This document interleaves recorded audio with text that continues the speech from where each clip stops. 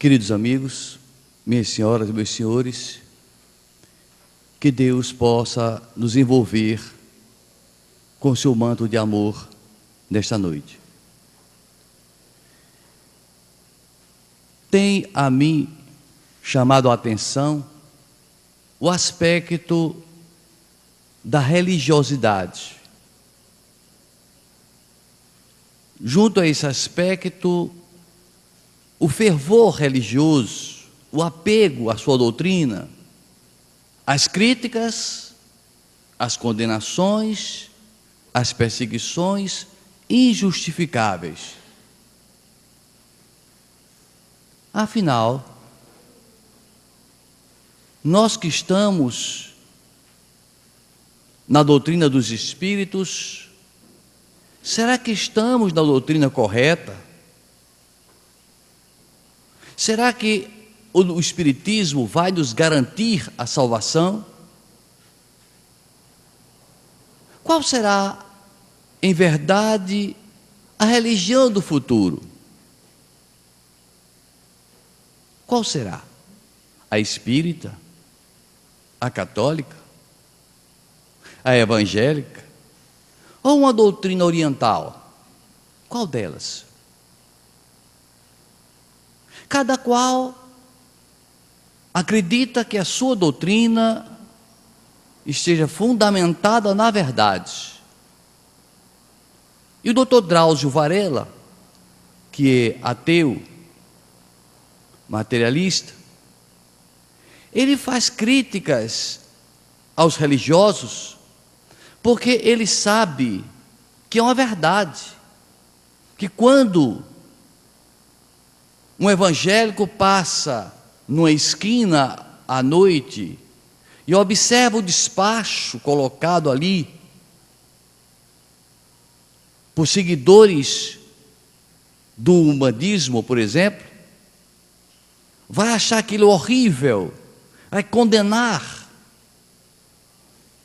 Quando um muçulmano observa um católico ajoelhado diante da imagem de Nossa Senhora, vai também estranhar. E o espírita também faz suas críticas, mas na verdade não é correto esse procedimento. No Livro dos Espíritos, na questão 655, há uma recomendação do Espírito de verdade que nós precisamos ser caridosos com as outras religiões para que elas também sejam caridosas para conosco. Mas o que disse Jesus? Teria Jesus fundado o Espiritismo, o Catolicismo, o Evangelismo, o Protestantismo? Em verdade, Jesus não tinha uma religião, ele seguia o judaísmo, ele era judeu, ele obedecia às normas judaicas, mas a sua doutrina, a sua religião é a religião do amor, é a religião de Jesus. Era amar a Deus sobre todas as coisas e ao próximo como a si mesmo, era o refrão maior de sua doutrina.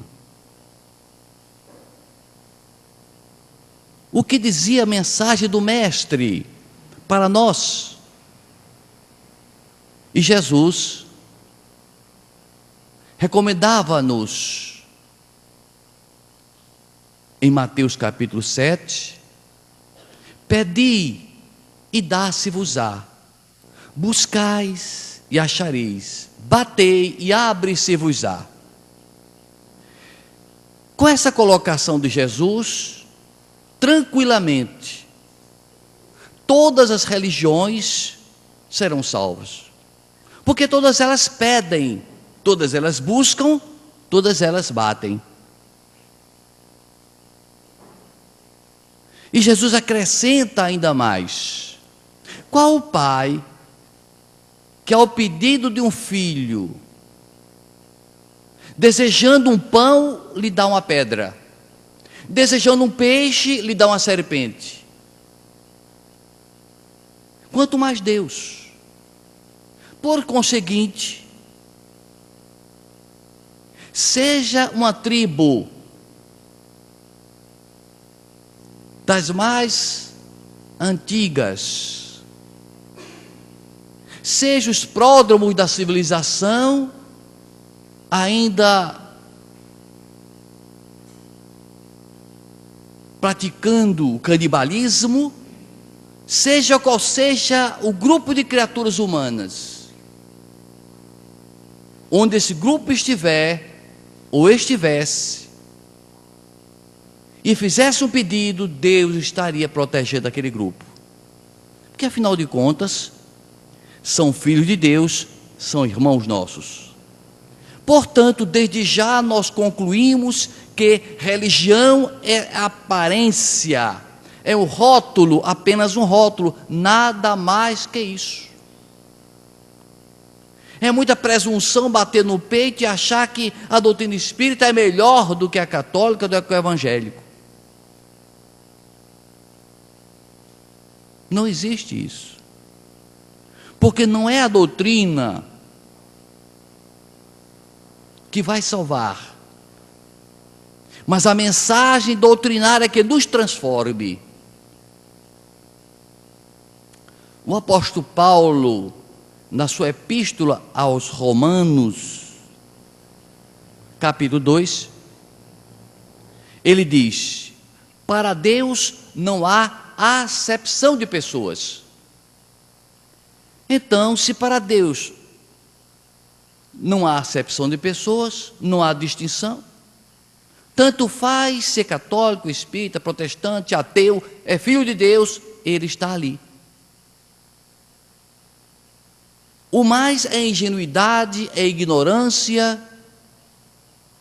e graças a Deus, os ventos do terceiro milênio já estão afetando a consciência de muita gente. Se nós perguntarmos aqui às pessoas presentes, muitas delas dirão: eu sou católico, mas acredito na reencarnação. Outros: eu fui evangélico há muito tempo, acredito na manifestação dos espíritos. Espírita do berço, são pouquíssimos. Talvez dos raros que aqui se encontra, seja a minha própria pessoa. Que eu acho que antes de dizer papai e mamãe, eu chamei Kardec. Primeiro parece que foi coisa para mim assim. Meu pai e a mãe espírita. Mas meus avós eram evangélicos, eram da igreja presbiteriana. Minha avó Elisa Jorge, da igreja presbiteriana, e meu pai acompanhava-os para os sermões. Mas a minha avó começou a receber espíritos em casa. E os pastores da igreja presbiteriana começaram a dizer que era o Satanás. E meu avô Joca, muito lúcido, começou a notar tudo o que ela dizia nas incorporações. E ele se convenceu que das duas uma, ou esse espírito era de muita luz, ou realmente o Satanás estava regenerado, porque só era conselho bom. Era uma coisa, só ensinava o bem. Estava arrependido, transformado, maravilhoso.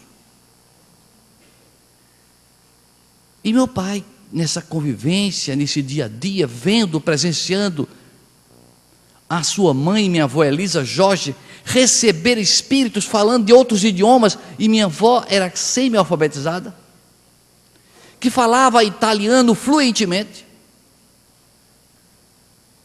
Quando eu digo que falava fluentemente, não é ouvir dizer, porque ouvir dizer é o seguinte: é alguém ouve alguém falando e diz: olha, isso deve ser italiano, está falando correto, mas sem saber, sem entender, como é que sabe julgar?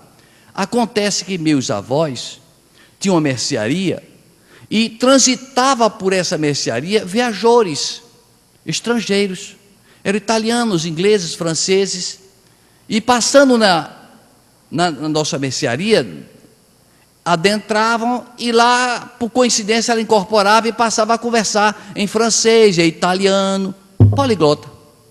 Eram os espíritos, sem dúvida. Resumindo, tornaram-se espíritas. Meu pai tornou-se espírita. Mas ele criou um hábito que eu até certo ponto não gostava, nem tampouco minha mãe. Era de polemizar.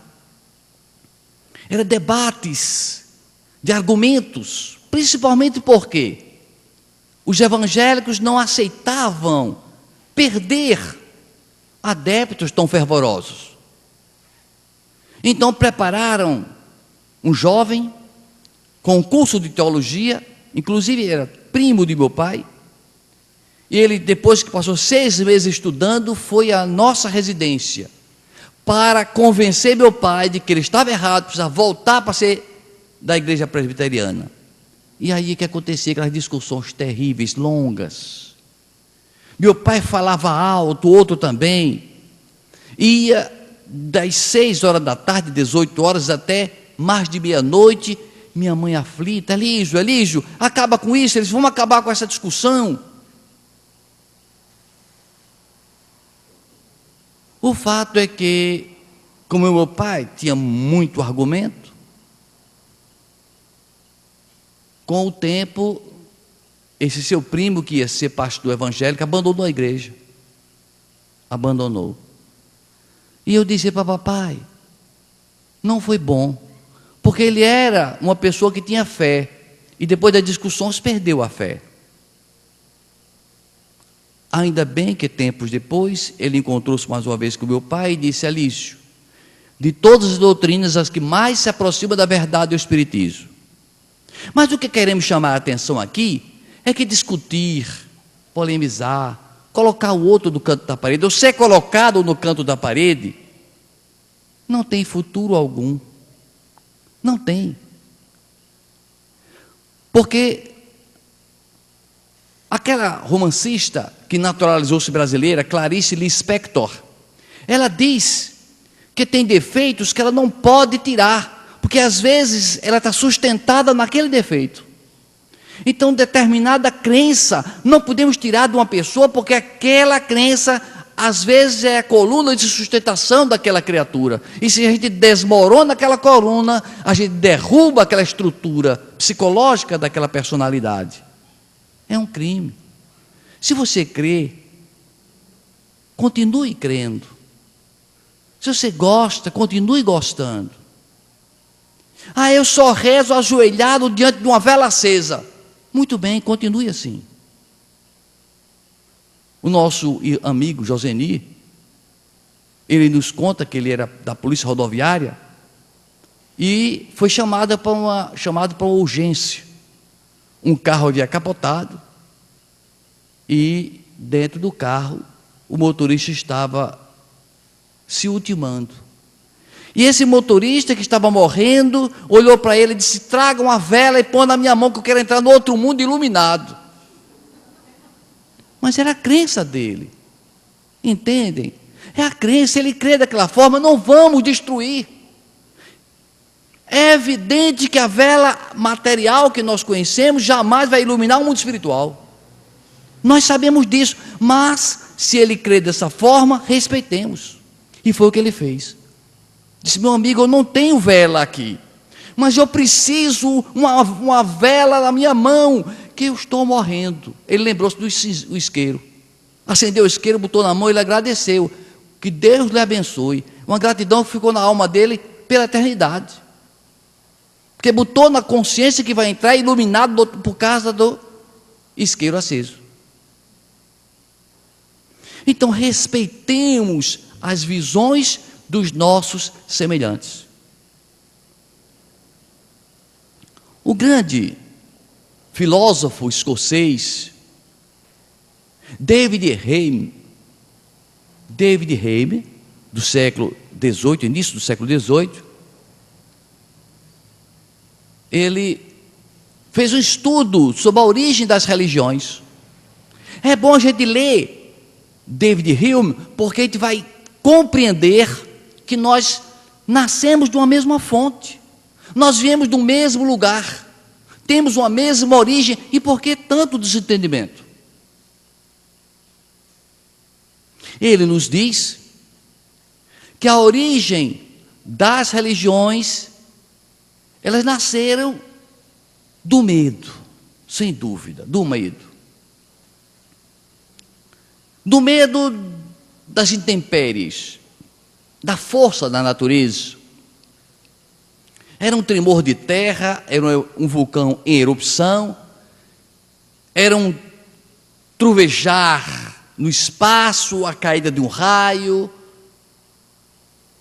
um maremoto, enfim, as forças da natureza nos convocam a um respeito a uma força maior. E aquele povo das cavernas, o humano primitivo, passou a honrar, a adorar aquelas forças naturais e criar os seus deuses: o Deus Sol, o Deus Lua, o Deus Mar, o Deus Floresta. Aristóteles conta que existiam tantos deuses que existia até o deus do espirro, dependia do tamanho da gripe. O deus do espirro. Então começam as doutrinas religiosas do politeísmo, do medo e depois da esperança, dos pedidos.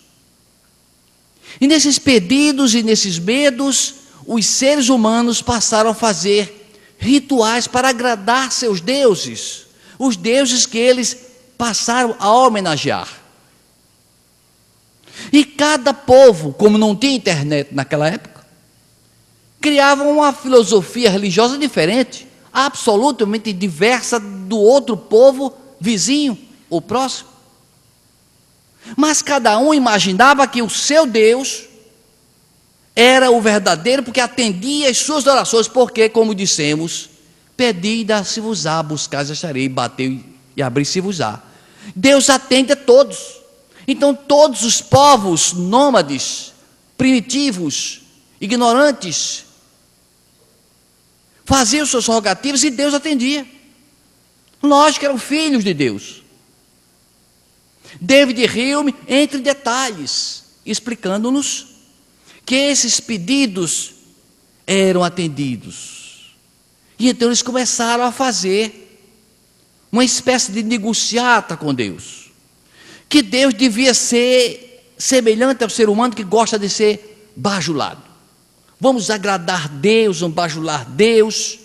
E nessa santa ignorância, os seguidores das religiões primitivas passaram a ofertar a Deus o que tinha de melhor.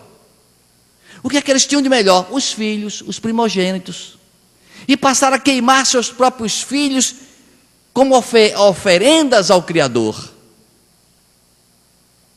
E nós sabemos que isso aí está relatado 900 anos antes de Cristo, que é um encontro no Monte Carmelo com o profeta Elias e os profetas de Baal. E os profetas de Baal atiravam seus filhos no braseiro para agradar Deus, e Elias dizia: o meu Deus não precisa queimar ninguém. E como os profetas de Baal não passaram a aceitar a doutrina de Elias, ele se enfurece e manda matar os profetas de Baal. 450 profetas de Baal foram mortos pela espada de Elias, por ordem de Elias.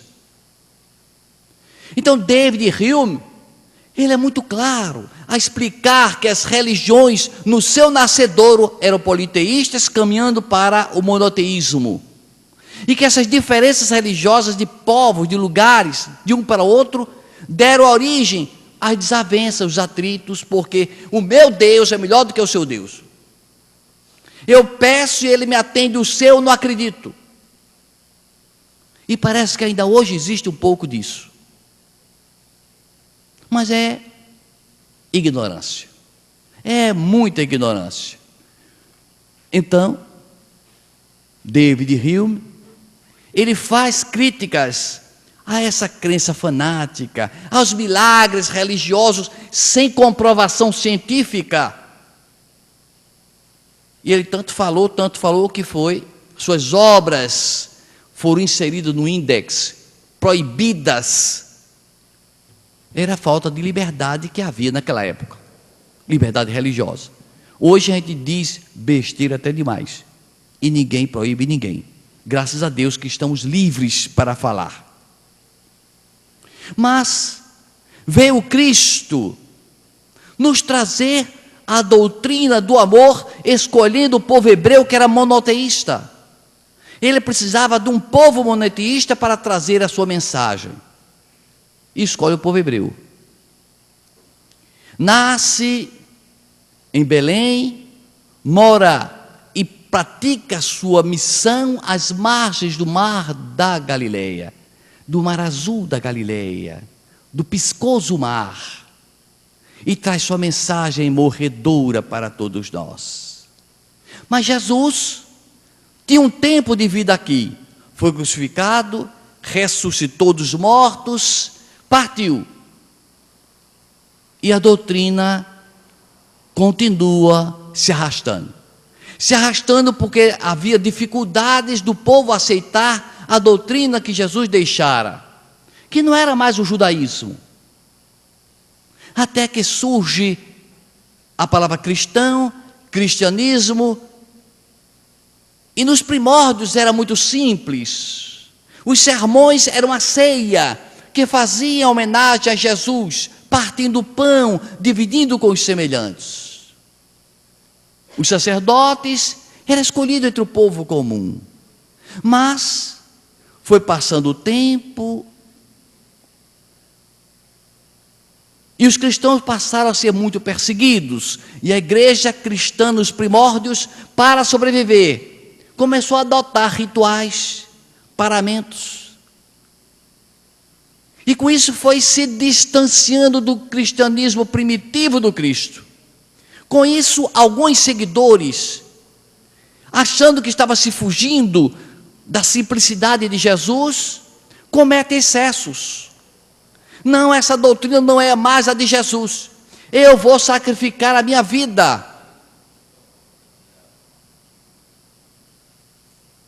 O cardeal Bellarmino, ele resolve deixar-se comer por pulgas e outros insetos peçonhentos para sofrer o martírio e merecer o céu. Uma visão equivocada. Santo Hilarião, ele fabricou uma lixa grande com um pano, colando nele areia, e se esfregava até ficar em carne viva para poder se santificar. Então, eram dois extremos. Os eremitas, por um lado, o cristianismo, por outro, adotando normas diferenciadas. No ano 313, o imperador Constantino, na Ponte Milvia, tem uma visão, consta como verdade ou lenda, ninguém sabe exatamente, ele tem uma visão de uma enorme cruz e uma voz ecoa, dizendo-lhe que com este sinal vencerás. E ele vence a batalha da Ponte Milvia, torna-se cristão, permite a liberdade religiosa do cristianismo, que o imperador Teodósio depois oficializa. Mas daí para cá, os séculos foram passando e a igreja foi se distanciando daquela simplicidade de Jesus. No século XVI, vem ao mundo Martinho Lutero, o filho de um mineiro. E Martinho Lutero, que era monge agostiniano, ele então começa a perceber excessos da igreja. Naquela época, os papas tinham filhos naturais, viviam em orgias, gastando absurdo de dinheiro, e o povo passando fome e privação. Quando então a igreja precisou fazer uma remodelação, uma ampliação na Basílica de São Pedro. E por quanto precisasse de muito dinheiro, estabeleceu as indulgências, que era a venda de passaportes para o céu. E então Martinho Lutero não aceitou. Achou aquilo ridículo, absurdo. Até então ele observava muita coisa, mas estava calado. Mas aquilo foi a gota que fez transbordar o cálice. Então Martinho Lutero saiu com 95 teses, escreveu-as e colocou-as na porta da catedral da igreja de Wittenberg, na Alemanha. 95 teses demonstrando o equívoco em que a igreja estava se envolvendo. Abramos um parêntese para dizer que estamos fazendo esse comentário não é para criticar, é para colocar para nós que todas as doutrinas religiosas passam por transformações. Todas passam. A doutrina que ficar estagnada, ela é superada pelo tempo. Kardec disse que a doutrina espírita, no livro A Gênese, acompanha a evolução da ciência. E naquilo que a ciência, naquele ponto que a ciência demonstrar que ela foi superada, ela vai atrás e reconsidera seu ponto teológico. Então nós temos que considerar que há necessidade premente de ajustes periódicos. E Martinho Lutero era aquele mensageiro de Deus apropriado, com a missão de ajustar a igreja católica na época. E surge então a reforma com Lutero, que deu origem à contra-reforma da igreja católica.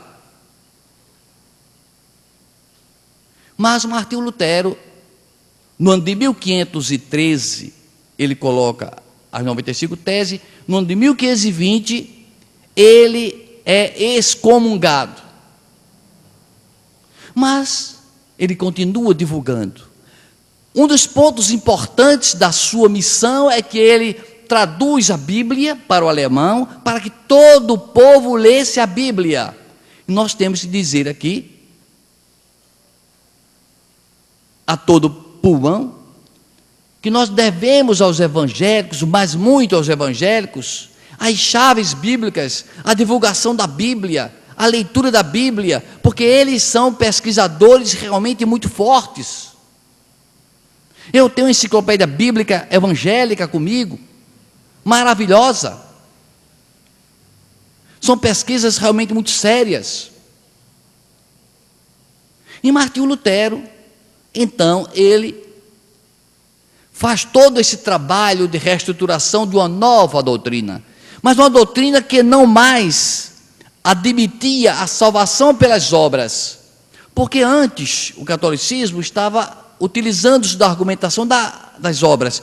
Você com boas obras de dinheiro, você compra o seu céu. Não, as boas obras é a fé, mas ele vai ao excesso de dizer, na nossa visão, o excesso de dizer que a fé não é adquirida, mas é agraciada por Deus. Mas são teses teológicas de cada crença, de cada doutrina, nós respeitamos. Então surge daí o protestantismo e, em decorrência daí, surge o calvinismo, presbiterianismo e outras doutrinas surgindo aqui no nosso imenso Brasil, dezenas e dezenas de igrejas evangélicas. Nós precisamos entender que todas precisam de renovação. Todas. Absolutamente todas. A doutrina espírita, não obstante ter sido codificada, ter o seu Pentateuco, quando ela chegou aqui no Brasil, ela sofreu muito porque existia grupos que defendiam posição científica como prioridade. Não vamos estudar a parte religiosa, vamos fazer pesquisa científica. Outro ramo diz, não, nós vamos estudar a parte religiosa.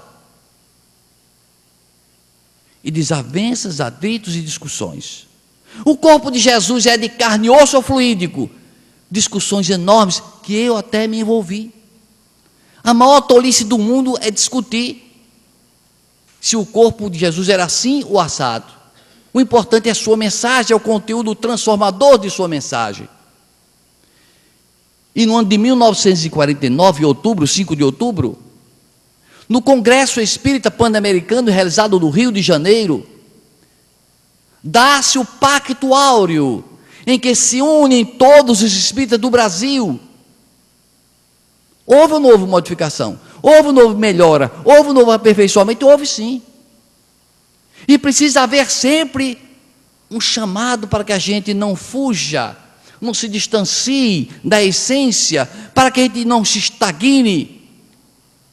Nós estamos atualmente com o recém-eleito, o cardeal Jorge Mário Bergoglio, agora Papa Francisco. E nós todos, espíritas, católicos, de um modo geral, evangélicos, esperamos que ele promova alterações, atualizações dentro da própria doutrina católica. É importante e se faz, no nosso ponto de vista, imprescindível. Imprescindível. Ela precisa se ajustar aos tempos modernos. O ecumenismo é algo muito importante. Nós abraçarmos nossos irmãos sem nenhum preconceito, em entender que ele tem seus rituais, mas os rituais são apenas muletas psicológicas, ou reflexos condicionados, ou condicionadores psicológicos para alcançar determinados objetivos de êxtase, de meditação, de reflexão. Então não é essencial, ele é secundário. O que é importante na doutrina é a sua capacidade de nos transformar interiormente. Isso é que importa. Quando o atual Papa morava na Argentina, que ainda não havia sido eleito, não sei exatamente se já era ou não cardeal, os evangélicos de Buenos Aires, não sei se ele era arcebispo na época, não tenho certeza, os evangélicos convocaram-no para uma grande assembleia. E eu fico aqui pensando, se a cúpula do protestantismo, do evangelismo, convidasse a mim para assistir um culto,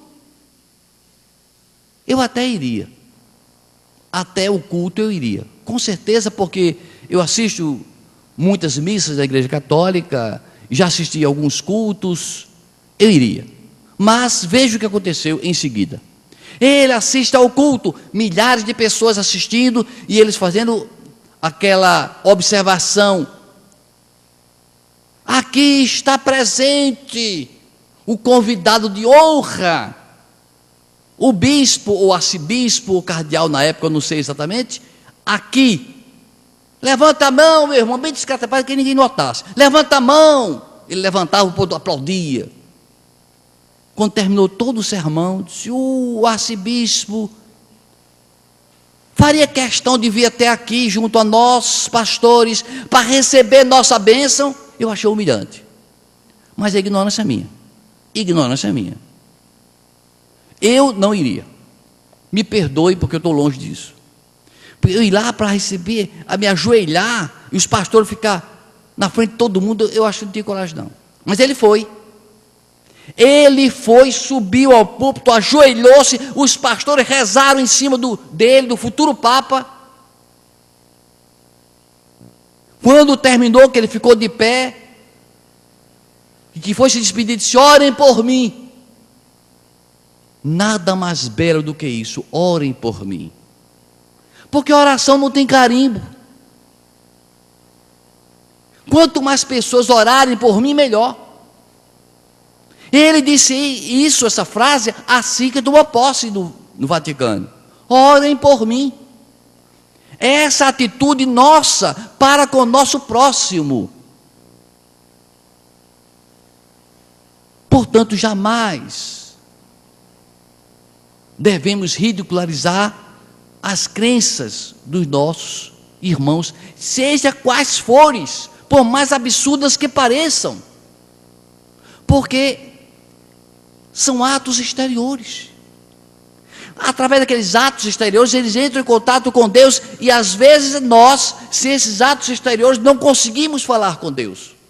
Deus fica distante de nós. E isso é muito ruim, porque Deus existe para que a gente entre em contato permanente com Ele.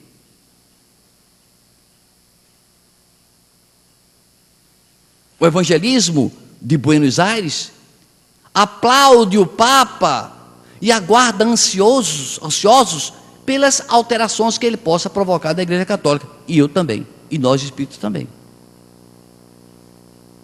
É preciso fazer recapitulações para que, digamos, na casa espírita não crie hábitos de implantação de pirâmide, de cristais, de cromoterapia. É preciso muito cuidado, que aqui e ali, se houver um descuido, quer se implantar dentro do espiritismo coisas exteriores que não tem na estrutura básica. O pastor presbiteriano Neemias Marin, fantástico, extraordinário, um espírito realmente de luz. Ele esteve aqui em Campina Grande várias vezes no encontro para a nova consciência. O pastor Neemias Marias era o exemplo do homem ecumênico, pastor evangélico. A sua igreja ficava no Rio de Janeiro, da igreja presbiteriana. Na igreja lá, ele falava em reencarnação. Os evangélicos ficavam doidinhos com ele, porque é de ficar doido. E quando perguntava sobre mediunidade, eu sou médium. Ele próprio se dizia médium. Quando perguntava sobre Chico Xavier, disse: é um missionário de Deus, o amor, o exemplo de humildade aqui na terra. E quando falava de uma religião que caminhava para Deus, ele dizia: a doutrina espírita é o afluente mais caudaloso do cristianismo. Palavras de pastor Neemias Marians, atualmente na espiritualidade. Um homem ecumênico. Mas pastor, o senhor acredita em reencarnação, acredita em mediunidade, já leu os livros espíritas, por que o senhor não fica espírita? Não, mas minha missão é junto com os evangélicos. A missão dele era lá, e ele era ecumênico.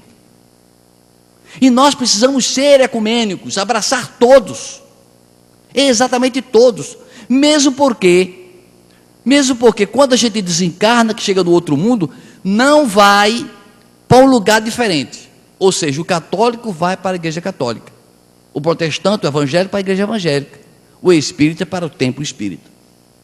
Não sabiam? É assim.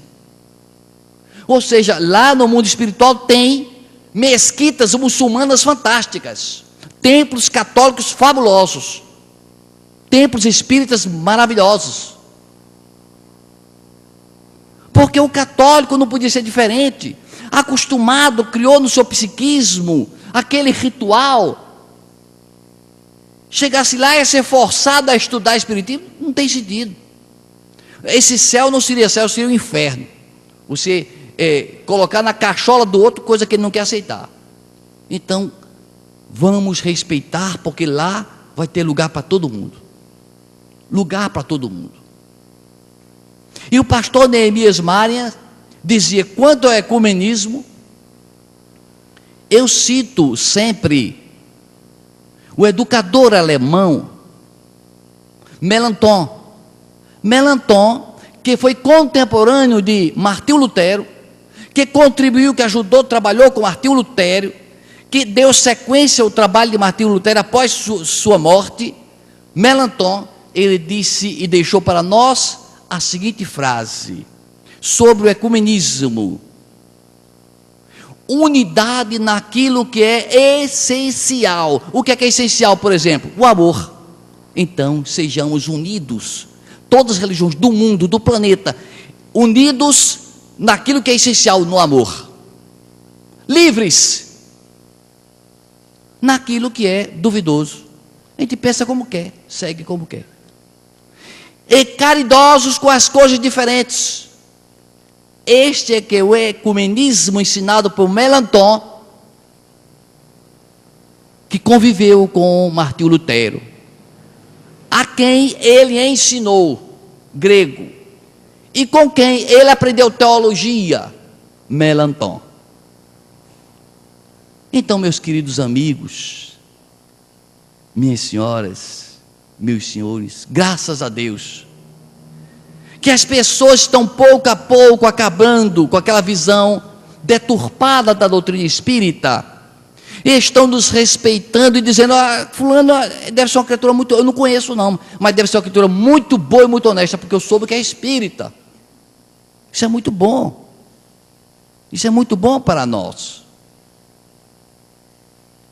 O Frei Beto, ele disse o seguinte: falavam barbaridade de Chico Xavier, que se eu fosse acreditar no que diziam a respeito dele, que ele era um verdadeiro Satanás, um monstro, eu jamais iria procurá-lo, mas eu fui procurá-lo, e encontrei um homem santificado.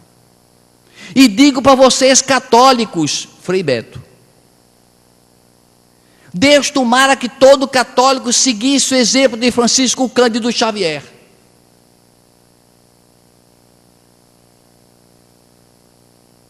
Este homem é ecumênico. Este homem prega o ecumenismo. Chico Xavier, o nosso Chico Xavier, conta que certa vez uma senhora foi procurá-lo. Chico, eu sou casada, muito feliz. O meu marido é maravilhoso. Acontece que eu sou muito religiosa, sou espírita, não perco a reunião. E meu marido não quer ouvir falar em religião, ele não tem fé. Ele não tem fé. Peça, por favor, a opinião do seu guia espiritual, Emmanuel.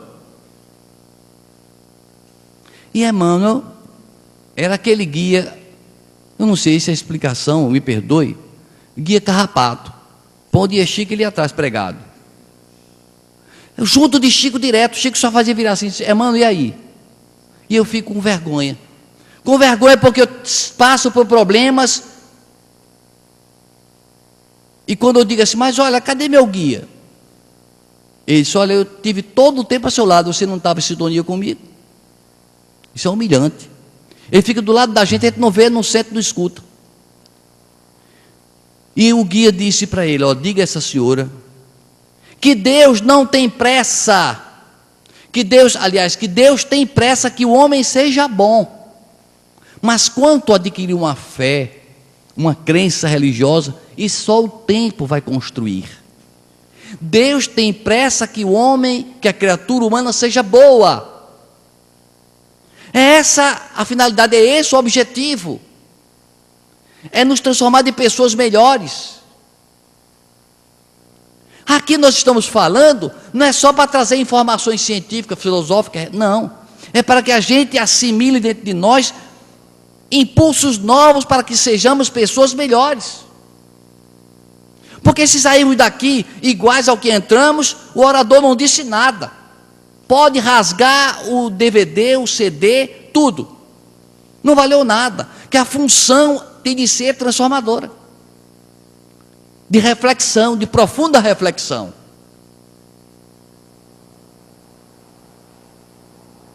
Madre Teresa de Calcutá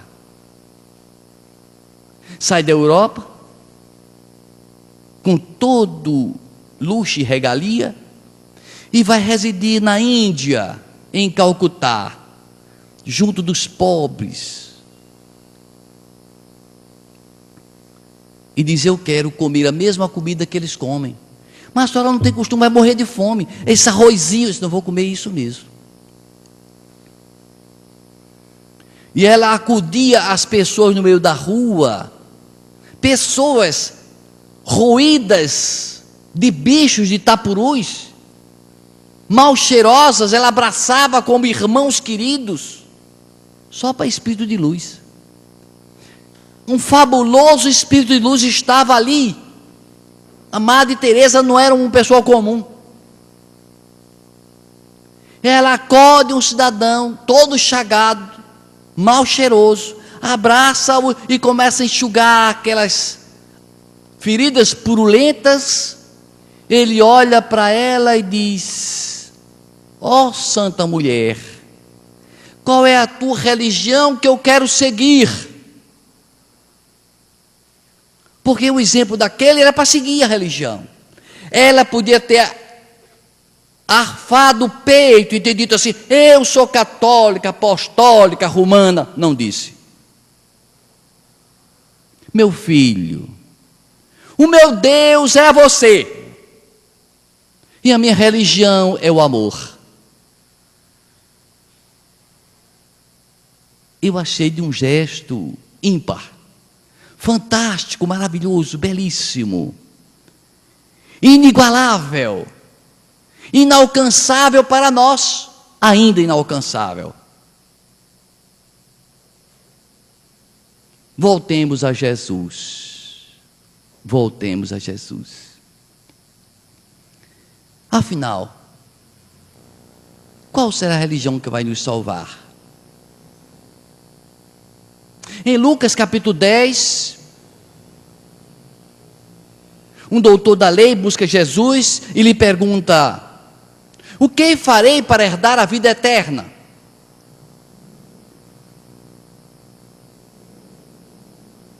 E Jesus diz: o que é que a lei que o senhor estuda todos os dias lá no seu templo diz? A lei diz que devemos amar a Deus de toda a alma, todo entendimento, todo o coração, e amar o próximo como a si mesmo. Jesus diz: faz isso e viverás. Ele ficou assim, disse: mas que resposta? Eu mesmo respondi: mas mestre, mas quem é meu próximo? Amará o próximo como a si mesmo. Mas quem é meu próximo? Quem é meu próximo? Minha mãe? Meu pai? Quem é meu próximo? Então Jesus conta a parábola do bom samaritano, mostrando para nós que não é a religião constituída que salva, mas é a conduta construída que transforma. Então ele conta que saiu um homem de Jerusalém para Jericó, e no caminho foi assaltado. Derrubaram-no da montaria, aplicaram-lhe uma surra violenta, tomaram todos os seus pertences, e ele ficou derramando filete de sangue, desmaiado. Momentos depois, um sacerdote que acabara de fazer um sermão na igreja ou no templo, provavelmente de Jerusalém, ia passando no caminho, olhou assim: não tem ninguém me vendo não, eu sei lá, morre aí desgraçado, e foi embora.